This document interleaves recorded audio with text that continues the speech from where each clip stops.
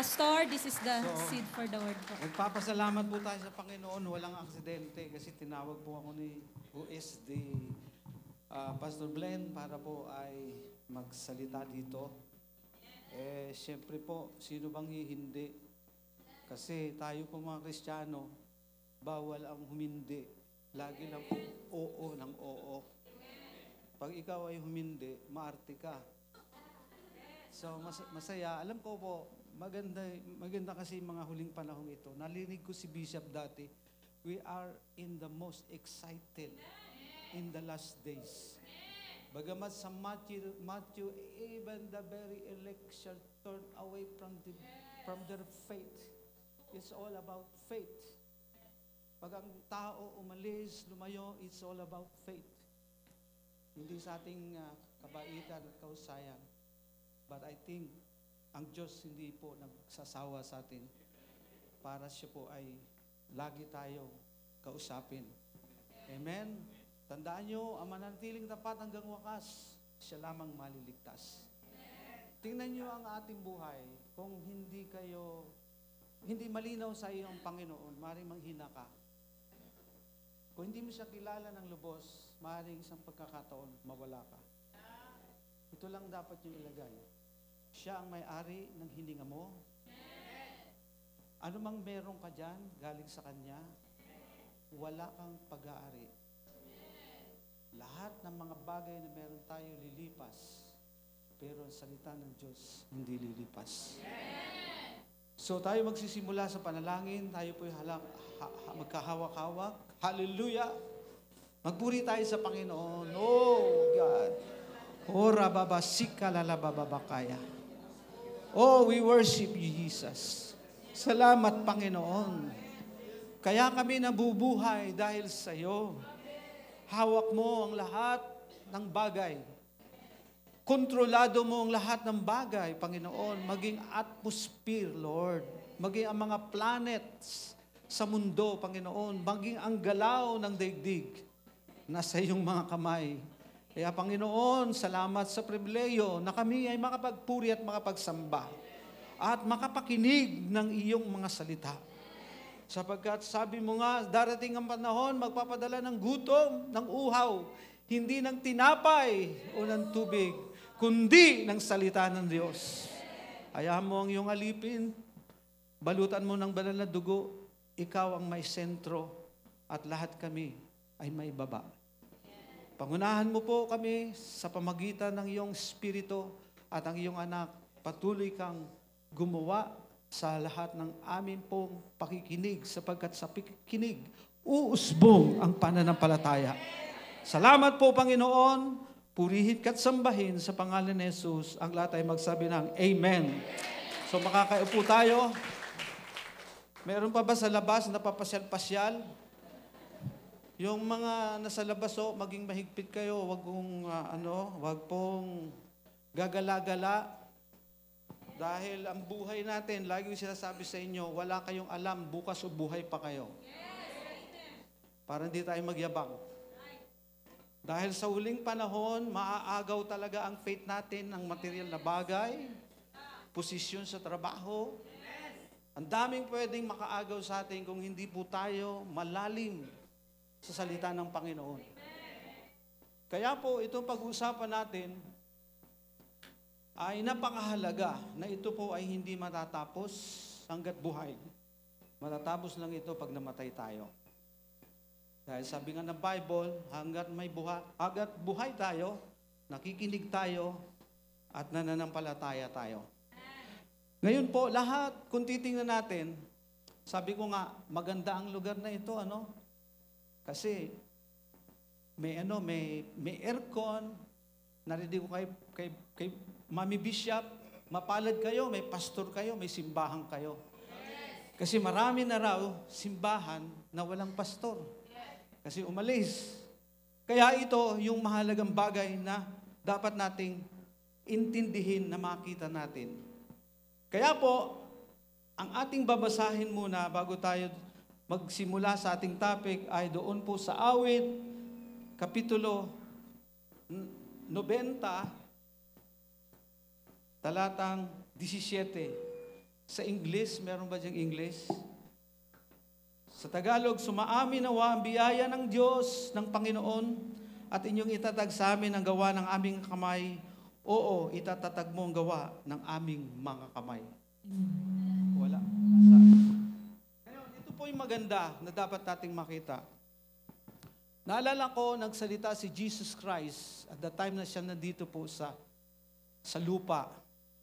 Ang sabi niya, sa huling panahon, kapag ang anak ng Diyos o ang anak ng Diyos, si Jesus po yun sa kanyang pagbabalik kasi namatay siya at bumalik sa langit, pero babalik sa lupa uli. Siguro, sinong naniniwala dyan? Pag hindi ka naniniwala, ipako ka talaga.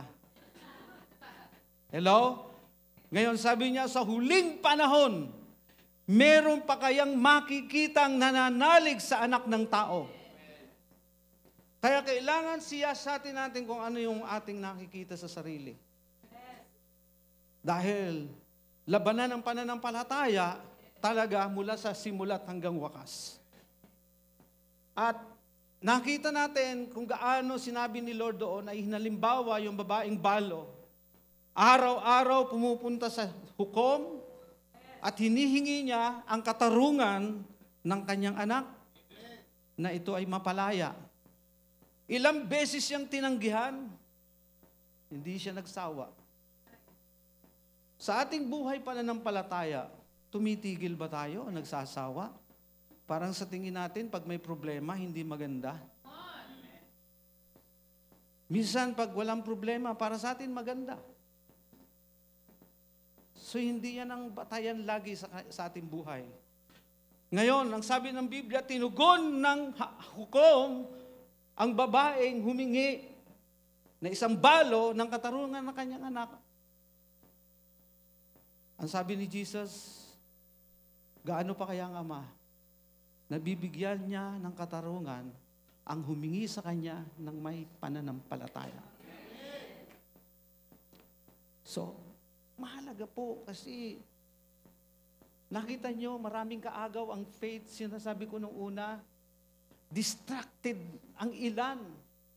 Pagdating sa faith, pag may pag-aayos na faith, pag may problema sa church, yung faith niya nagwe-waving. Kaya yun yung mahalaga nating makita na kailangan sa ating buhay. Hindi tayo lagi titingin sa tao.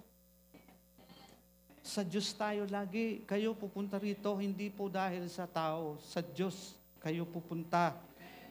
Lalo na yung mga nagbabackslide. Marami pong backslide sa amin, mga bumalik. Oh, saan ka ba babalik? Sa ministry o sa Diyos? Ang pagpunta ba natin dito sa tao o sa Diyos? Minsan, titingnan natin yung mga pananampalataya ng mga Muslim. Sabi natin, hindi maganda. Pananampalataya ng mga NPA, ang faith nila, walang Diyos.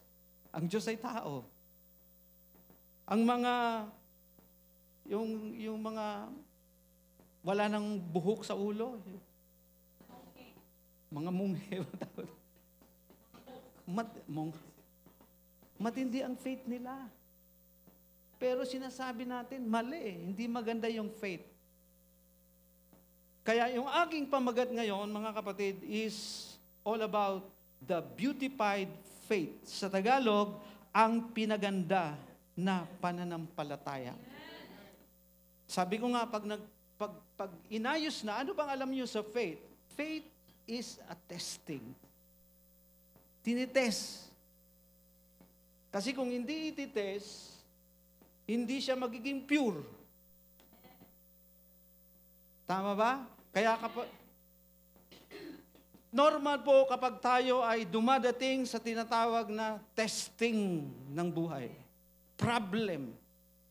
Pero, minsan, nagbabago yung aura natin kapag dumadating ang problema. Abnormal ang isang tao na walang pagsubok. Sabi mo sa katabi mo, abnormal ka ba? Kahit ako may pagsubok. So ano ba ang pagtingin mo sa pagsubok? Bigla bang nabago ang mood mo? Hindi na maganda ang pakiramdam? Because ang word na beautified is pinapaganda ng Diyos ang pananampalataya ng tao. Tayo may definition sa sariling pananampalataya natin, yun ang problema eh. Di ba pag dumating ang pagduda, nagagalit ang Diyos. Pangit ang tingin niya sa tao na nagdududa sa Kanya. Sabi mo sa katabi mo ulit, pangit ka ba?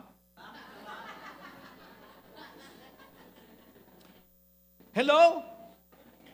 Pag meron kang nililigawan, meron kang nakitang maganda sa kanya, na yun ay iyong nagugustuhan. Lalo yung magliligawan, may nakita sila sa isa't isa na maganda para sa kanilang pagtingin. At yun ay nagiging closeness nila, nagiging kasabikan nila para magkita. Ganon din dapat ang attitude natin sa Diyos. Wala akong kausap. Tama. Hindi ka papayag na di mo makita. But of course, ang tao, ang pinakamagandang likha ng Diyos.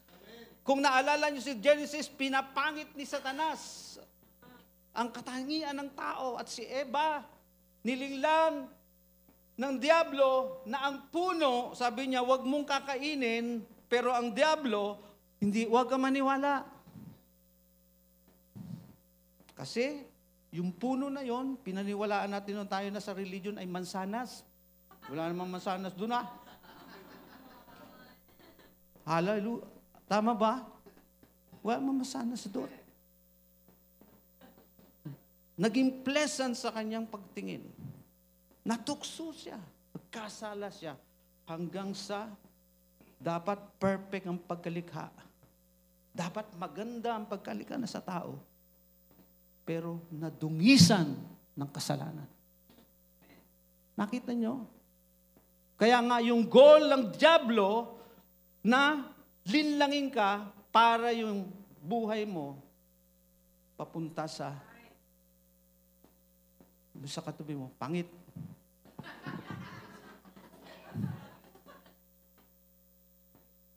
Di ba pag nagkamali ka, ang hirap ng ang hirap ng ating para sa atin. Ayaw na natin mabuhay, hindi masarap mabuhay ng gano'n. Eh, kilala natin ang Diyos kapag lumikha niya, sinasabi niya, is good. Wala siya nilikha na pangit. Kaya tayong tao, ayaw din natin ng pangit.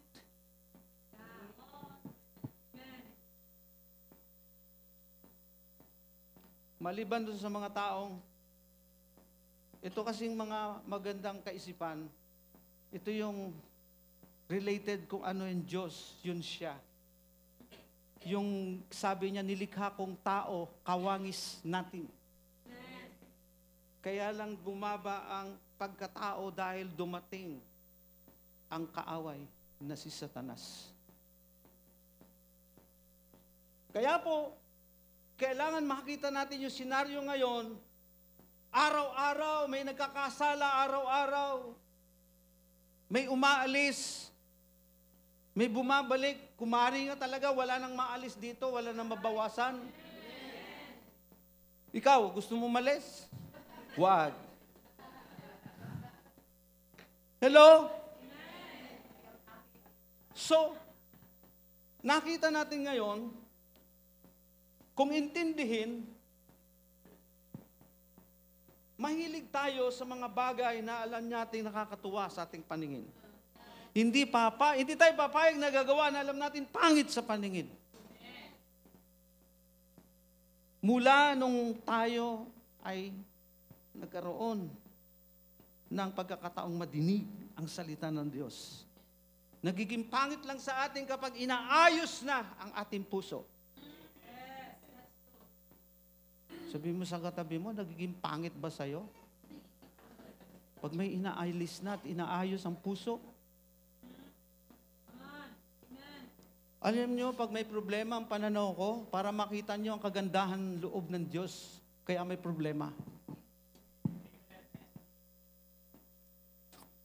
Ngayon, dito po sa ating pag-usap, unang bagay na dapat nating makita, ang goal ng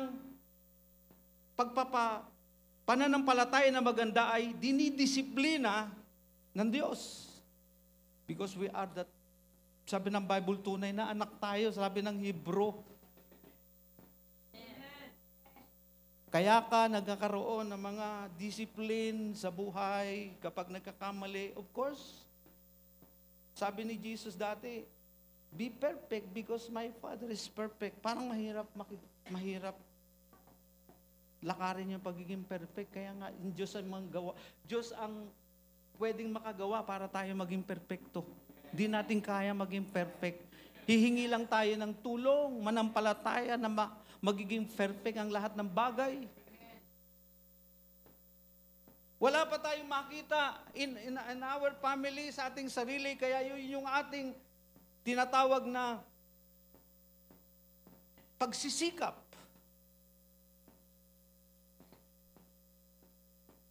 Kaya po, ang sabi ng Hebrew, chapter 12, verse 7 and 11. Ang pagdidisiplina, una, para sa ating kabutihan. Sa totoo lang, ang tao walang disiplina eh. Sige lang, oh. Sige-sige lang siya eh. Tama po mga kapatid. Minsan yung mga desisyon natin, hindi natin inisip, makakabuti kaya ito? Basta tayo masunod sa sarili. Nalimutan nyo na priority natin ng Diyos. Pero nung sinabi yung priority ng Diyos, nang dumating ang mga circumstances, naging huli na lang siya. Tama, mga kapatid. Amen?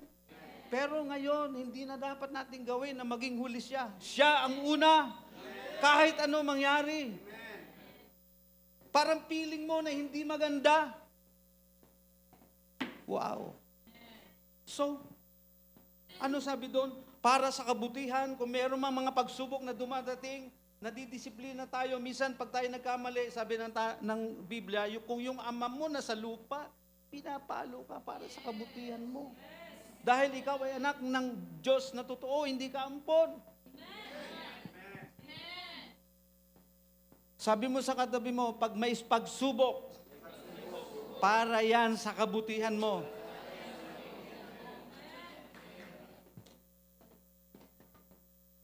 Kasi talaga po naman, pagdating dyan, naniwala pa kayo ang Diyos mahigpit?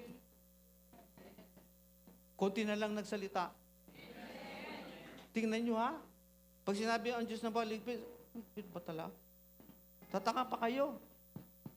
Hindi ba mahigpit ang Diyos? Sige, basahin nyo lahat kung hindi siya mahigpit.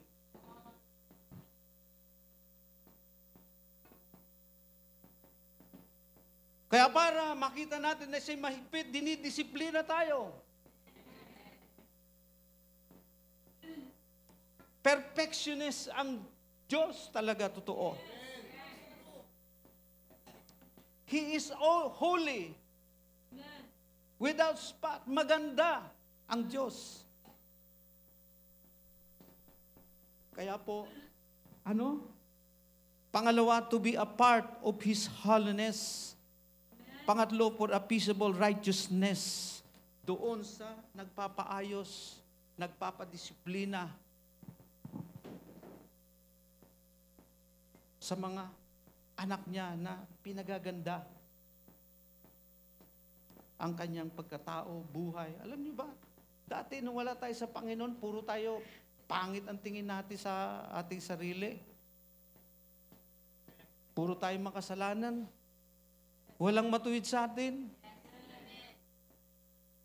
Walang maganda na buhay. Meron tayo noon. Kahit ungkatin nyo pa sa sarili nyo mula sa pagkabata nyo. Hiwalay tayo sa Diyos. Wala tayong relasyon. Pero ngayon, praise the Lord. Gusto ng Diyos, kapag nakakadama tayo ng hirap, ng sakit, ng suffering, para sa ating kabutihan, na lalo tayong lumalapit at lumalalim at pinagaganda ng Diyos ang ating pananampalataya. Naget nyo? Pumalakpak ho yung naiintindihan. Wow! Bawal ang duwag. Minsan ang alam natin matapang na yun, pag inaway tayo, sige, baan na tayo. Hindi po yun.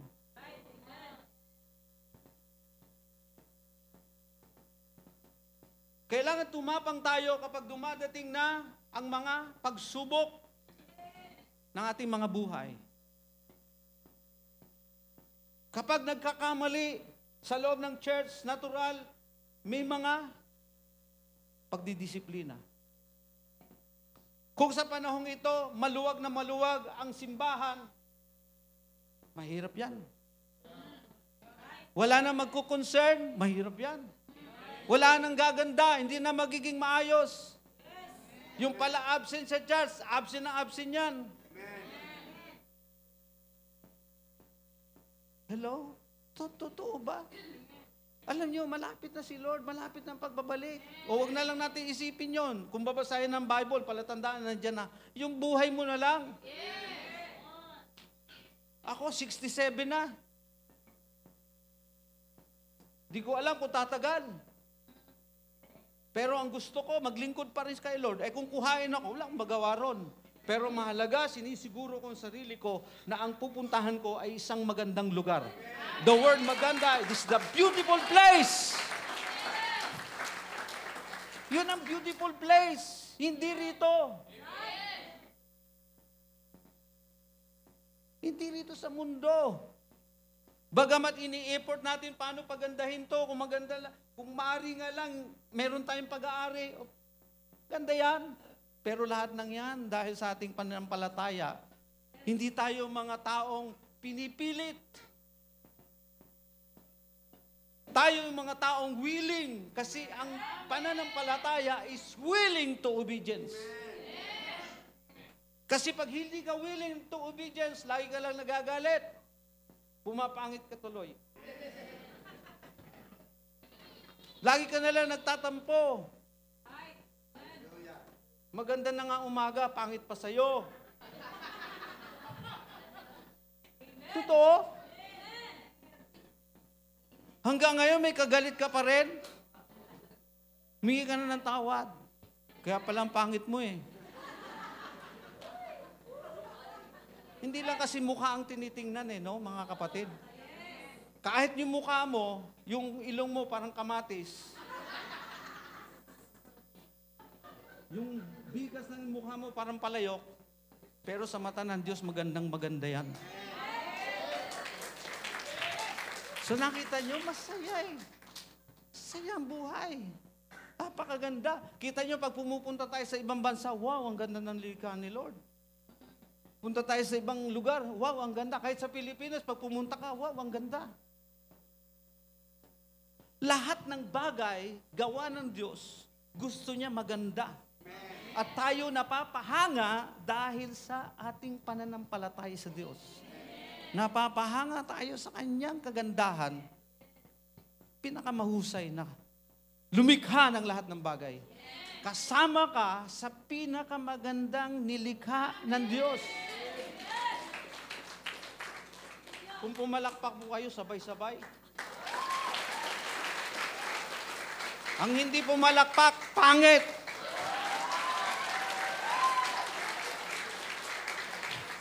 Di ba? Gustong-gusto mo gumanda ka?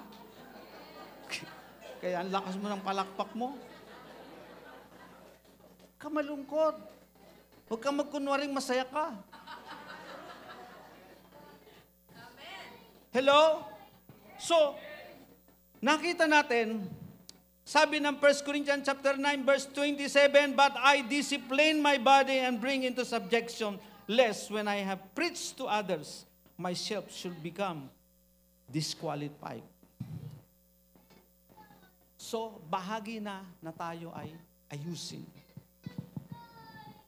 Sabi mo sa katabi mo, pag ikaw ay inaayos, para hindi ka ma-disqualified. Walang pagalingan sa atin. Actually, pagpunta sa langit, you are pastor, punta ka sa langit. You are singer, punta ka sa langit. You are, anong tawag sa atin? Leader, punta ka sa langit. Kundi yung may pananampalataya na pinagandaan ng Diyos, papunta tayo ng kalangitan. Pananampalatayang may katapatan sa ating Panginoon ang makakarating sa isang magandang lugar. Na doon wala nang sakit, wala nang karamdaman, wala nang hinanakit, wala nang tampo. Kaya kung may katampuhan ka, lapitan mo na ngayon, pinapatawag kita.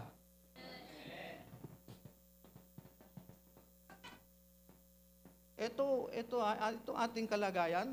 Hindi na ito parang kung wari, totoo tayo. Hindi na ito yung parang paringgan. Sabi ni Bishop, di ko kayo pinaparinggan. Dinidiretsa na talaga natin yung ating mga sarili. Sabi mo sa katabi mo, dinidiretsa na kita. Amen. Hallelujah. Amen ba mga kapatid? So, Hebrew 12:3, the discipline of God, for consider him who endures such hastily from sinner against himself, lest you become weary and discouraged in your soul. Ayaw ng Diyos na mabaliwala ang lahat-lahat ng bagay. Di ba nakita niyo yung word na Philippians chapter 1 verse 6, he who began a good work, he is faithful to complete. Tandaan nyo sa church, sa Bible, totoo naman, ang pagpunta nila kay Lord, puro blessing.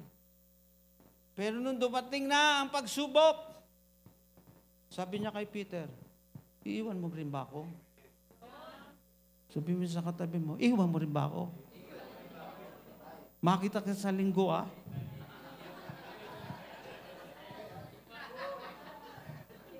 Kung sabi mo katabi mo, yung iba nakatungangan. Huwag niyo ko tingnan yung Word of God ang pakinggan natin. Sabi mo sa katabi mo, iwan mo ba ako?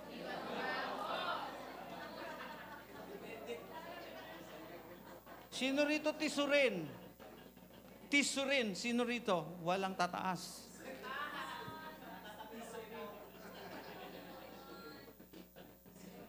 So, discipline ourselves. Para yung body yan. Kung ikaw po ay medyo mataba-taba na, practice ka. Kung yung bilbil mo medyo masyado nang nakikita, disiplinahin mo sarili mo sa pagkain. Kung medyo high blood ka, gulay kainin mo, huwag puro taba. Bawas kain. Hello, akala nyo ba ang mga may sakit ngayon? Mga batang-bata pa. Wala na accepted sa sakit ngayon. Mga pagkain na kinakain natin ngayon, parang may mga lason. Baka akala nyo. So, we must discipline. Hindi lang Diyos ang nagdidisiplina, samahan natin sa ating gawa. Dahil ang pananampalatayang walang gawa, paktay. Amen. Sarap-sarap ng buhay, tapos ikaw, mukhang malungkot ka pa. Sabi mo sa katabi mo, ang malungkot, lalong pumapangit.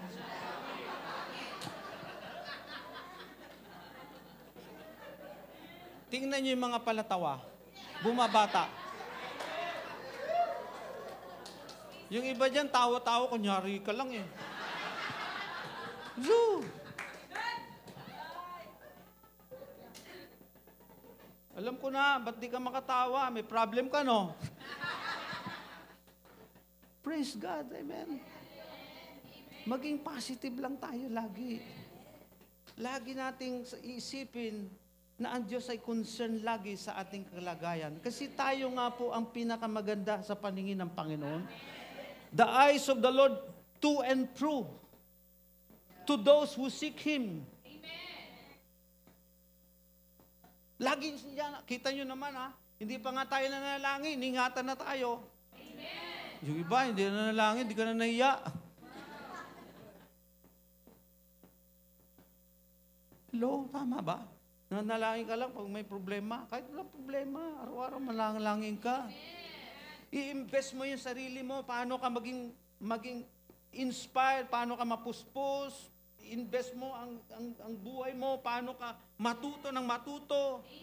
Invest mo yung buhay mo, paano ka makarating doon sa paglilingkod sa Kanya, huwag ka lang taga-upo ng silya.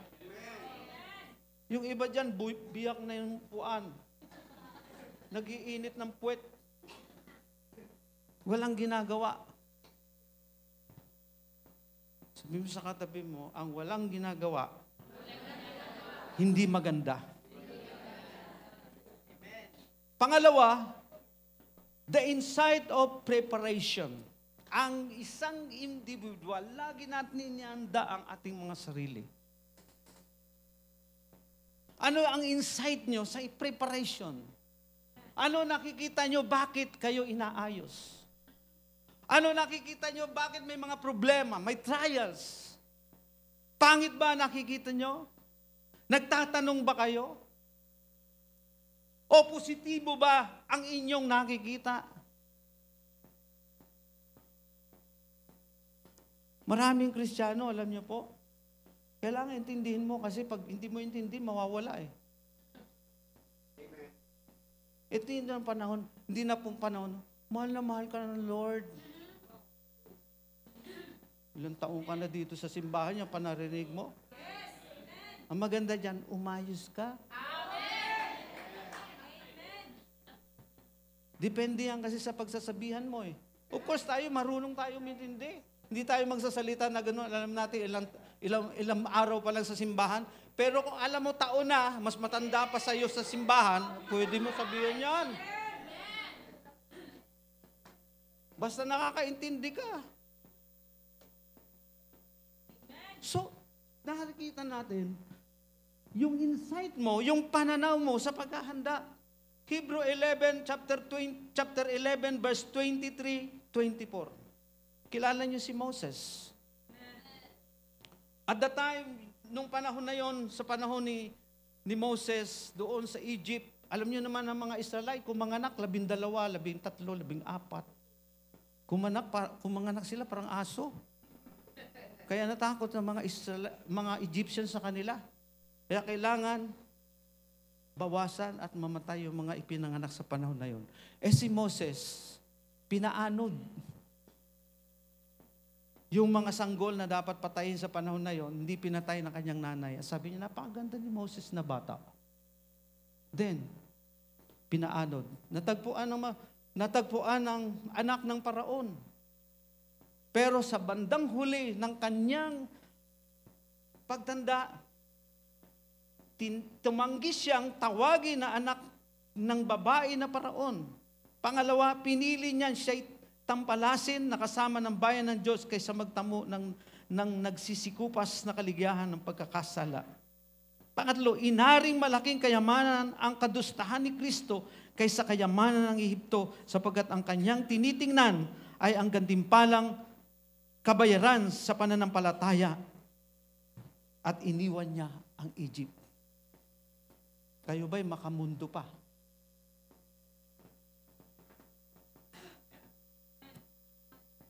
Kayo ba'y worldly pa?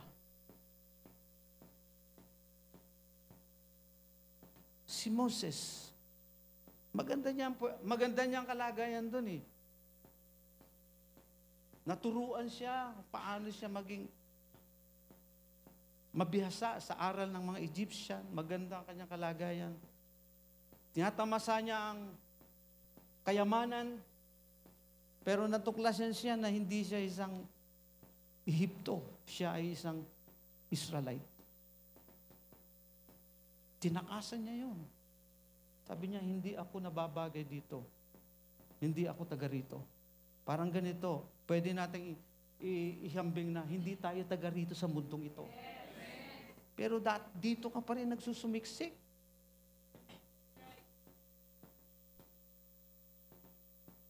Hello? Tama ba ako? Alam niyo ba yung salitang carnal, Christian, carnality? Kaya, titingnan niyo sa sarili niyo, ako ba'y carnal pa rin hanggang ngayon? Hindi ko ba maiwan-iwan ang mundo? Pero si Moses, iniwan niya, marangya ang lugar. Mayaman.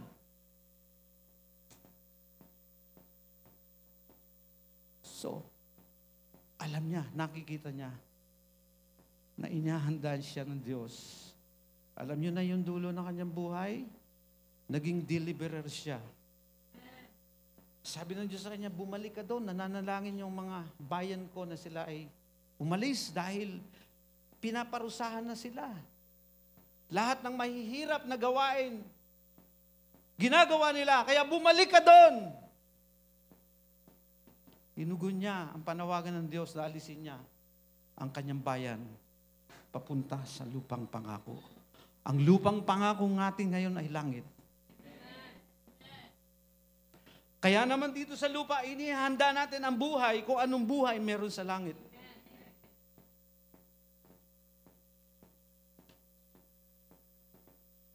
Kaya wag na tayo ma-distract sa mga pera. Tingnan niyo yung bansa natin. Kakagulo sa pera.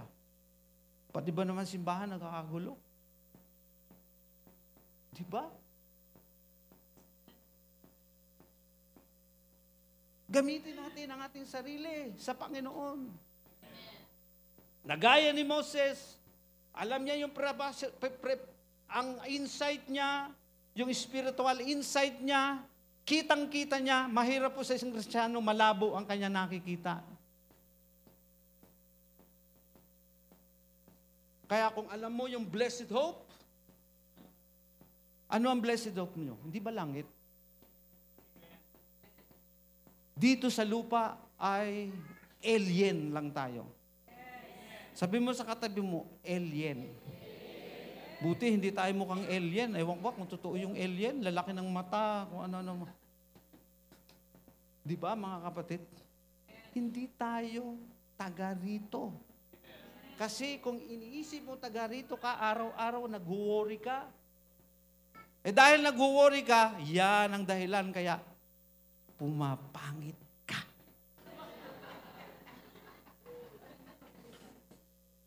Nagkakaroon ka ng anxiety, discouraged, naiinggit ka sa mayaman. Gusto mo rin silang gayahin. Apektado ngayon yung spiritual mo. Wow, hallelujah.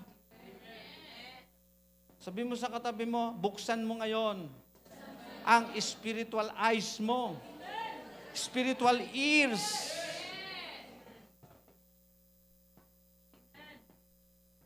Di ba sabi ng Bible, ang mga taong taga-mundo ay naging bulag sa katotohanan, kaya sila ay napahamak.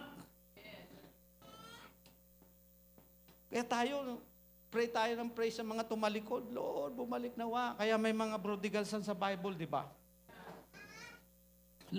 Kami po siyempre, tayo, hindi natin pwedeng baliwalain yung mga nawawala o kaya parang, ano ba tawag yun?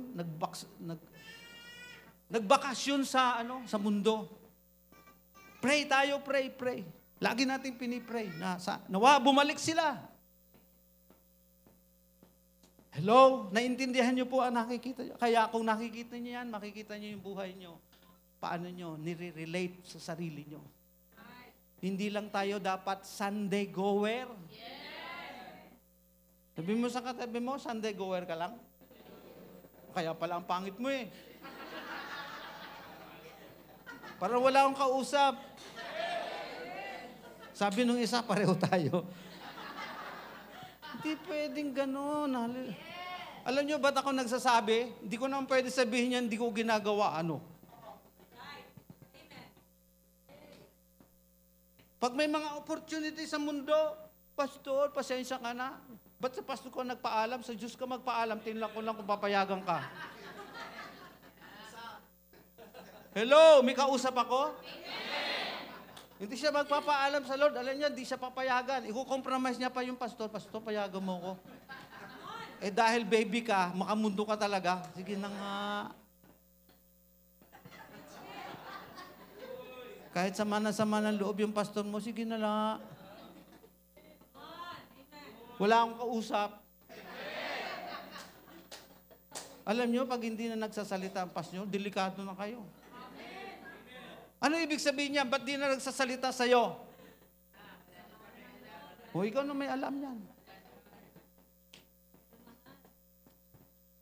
Kaya, ito yung mga bagay na dapat nating makita ngayon. Pangalawa, yung example ni si Esther. Alam niyo si Esther, at the time ng taga-Babylonia, kung hindi ako nagkakamali, may isang hari doon si Aswero. Yung kanyang asawa ay nagtaksil sa kanya. Ginawa niya, gumawa siya ng timpalak. Sa ating panahon, nag-search siya ng magagandang babae. Binibining Pilipinas.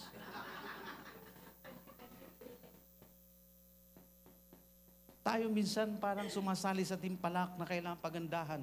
No, hindi naman yung pagalingan yan. Wala sa pagalingan. Yung pagandahan. So, anong preparasyon dito kay Esther? 12 buwan.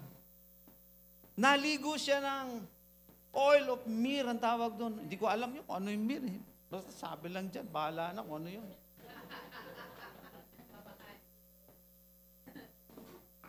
Pangalawa, pabango.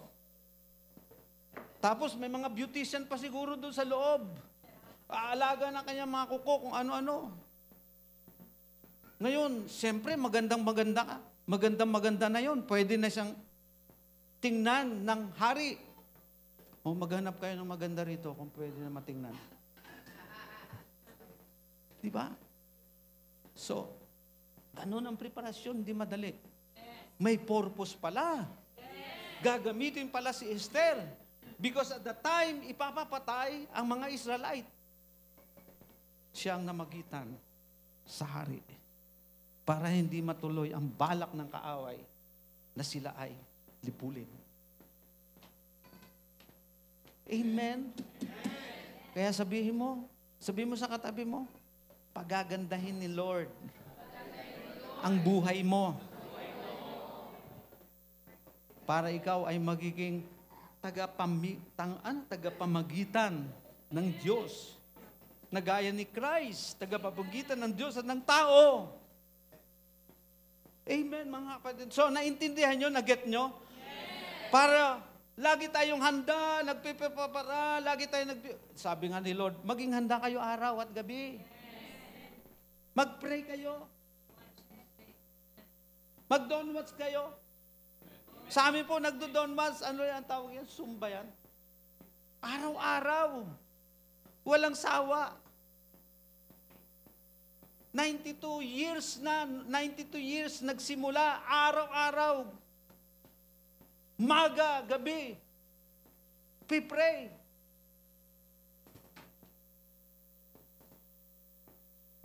Dapat yun po ang dapat nating gampanan sa buhay natin. Hindi easy Christian lang tayo. Hindi puro pasyal. Minsan, marami rito aktibo pag, huwag kayong matatatampo, ha? Marami aktibo pag anniversary. Marami aktibo pag pupunta ng Baguio. Para ma-encourage mo lang na maging manggagawa. O sige, sama ka.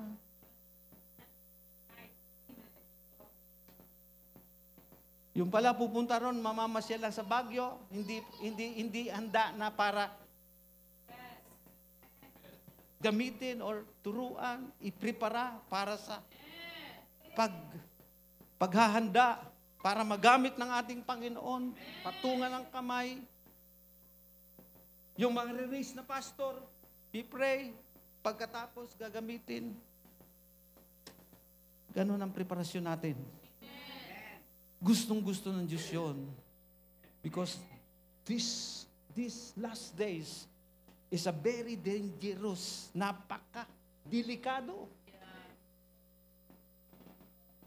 Delikado po ang mga panahon na to. Hindi po ito biro.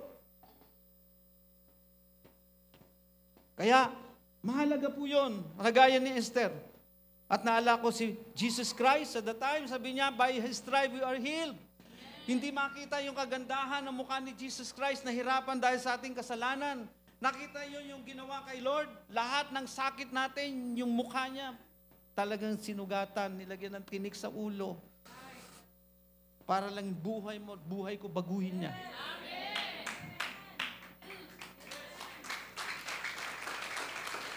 At yung pananampalataya natin sa Kanya ay hindi mawala ng kabuluhan.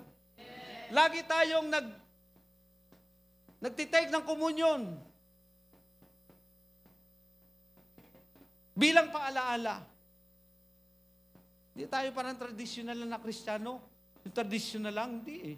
Naiintindihan natin kung bakit si Jesus Christ parang yung pagpakos ng ganyan, nakita natin, hindi makilala ang muka. Si Jesus, yung kanyang mukha, halos hindi na maimpinta. At dahil sa kanyang kahirapan, tayo ang buhay natin ngayon, pinagpala, pinaganda ang buhay ng bawat isa. Kaya ang buhay mo, paganda ka ng paganda. Hindi papangit ng papangit. Hindi pahirap ng pahirap. Kundi pasagana ng pasagana. Hello? Naintindihan niyo po? Pag ikaw nahirapan, tagal-tagal mo na, hindi problema ng Diyos, ikaw may problema. Kaya kailangan maintindihan niyo po, kasi hindi lamang pera nagpapaganda sa tao. Kayamanan na nagpapaganda ng uri ng buhay ng tao. Hindi po yon. Kundi paano mo hinihanda ang sarili mo. Yung ending ng buhay natin, yun ang pinaka magandang bagay na dapat nating lakaran at kumarit, bilisan ang paglilingkod sa Kanya. Amen, mga kapatid? So, dito, makita natin kung gaano kaganda ang nais ng Diyos sa buhay natin. Pangatlo, ang Diyos ay tumitingin sa puso, pero ang tao tumitingin sa panlabas ng kanyang pagkatao. Huwag niyo kakalimutan, ang Diyos tumitingin dito.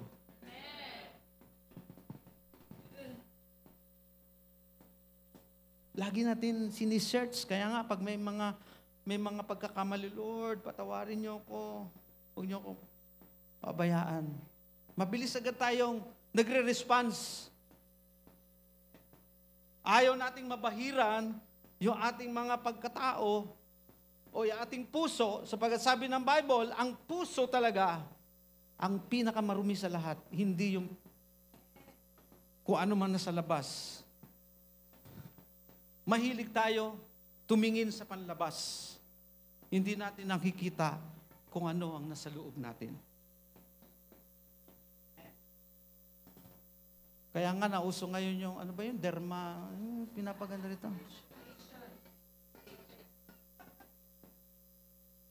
Gumagawa ng gamot para yung mukha mo, kung maitim ka, puputi. Yung ilong mo, tango, patatangusin. Yan kasi ang nakikita ng tao. Hindi nila nakikita kung anong loob nila. Ano ngayon ang sabi dito ng 1 Peter chapter 3 verse 3 and 4? Ang inyong kagayakan ay huwag maging panlabas na panghiyas ng buhok at pagsuot ng ginto o pagbibihis ng maringal na damit. Sa halip, ang inyong panloob na pagkatao na may kagandahang walang panglipas ng isang mahinhin, maamong espiritu na napakahalaga sa paningin ng ating Diyos. Nakita niyo ngayon kung gaano tayo pinapahalaga? Okay naman magpaganda. Hindi masamang magsuot ng ginto dito sa leeg, pero wag ka pupunta sa tondo, wag gawin yan. Pwede naman magsingsing, pwede naman magpabango, pwede naman maganda ang panlabas, pero kailangan, alam nyo, magmula sa puso. Nagre-reflect sa panlabas. Tama ba mga kapatid? Maganda yung reflection eh. Nung tayo wala sa Panginoon, panlabas lang ang reflection natin eh. Nung wala tayo sa Diyos, panlabas lang. Pero iba na tayo ngayon. Ang reflection ngayon na nakikita ng Diyos sa atin, ang ating panloob, even sa ating panlabas. Yan ang babantayan mo sa sarili mo, sa buhay mo. Yun ang iyong i-develop, pagagandahin. Kailangan mo makita sa sarili mo yon, sapagkat nais ng Diyos na maging maganda ang pananampalataya ng isang individual.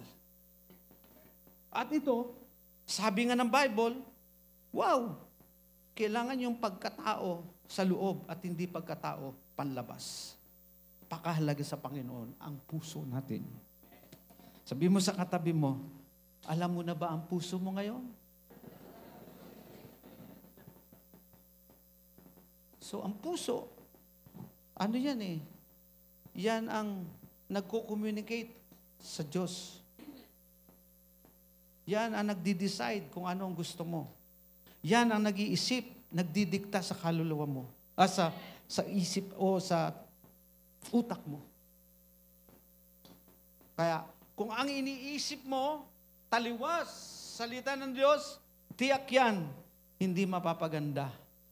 Ang sabi nga ng puso, ang ala niya, ang dulo'y maganda, ang kanyang nakikita'y maganda, ang dulo pala yon ay kapahamakan. Ang sabi ni Solomon sa Proverbs chapter 3, verse 30, charm is deceitful and beauty is passing, but a woman who fears the Lord shall be praised. Alam ko, may mga maganda, marami maganda rito. Lahat. Maganda tayo. Pero lumilipas.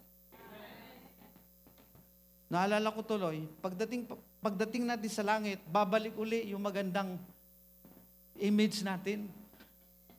Wala nang sakit, wala nang karamdaman. Kung meron kang tigidig dito sa lupang ito, pagdating sa langit. Wala na. Kaya very excited, no? Lord, kumari, kunin mo na nga kami. Naalala ko to yung Revelation. Sabi doon ng isang ni John, Maranatha! Naway dumating ka na. Eh yung iba, hindi magandang pakiramdam, Lord, wag muna. Hindi ko pa po na ano to eh. Naranasan. O kaya naman, wala silang iniisip. Sabi nga kung saan ang kayamanan, nandun ang puso. Laging puso. Kaya yung beatitude, mapalad ang tao na malinis ang puso, makikita nila ang kaharian ng langit. Wow, hallelujah. Pumalakpak nga ang mga magaganda.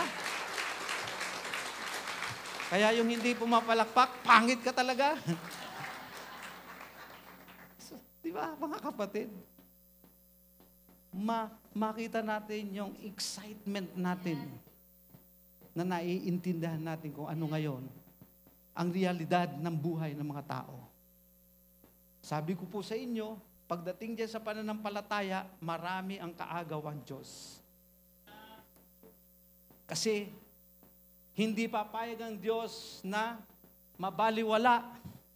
Kaya ikaw, sabi mo sa katabi mo, diyan ka lang,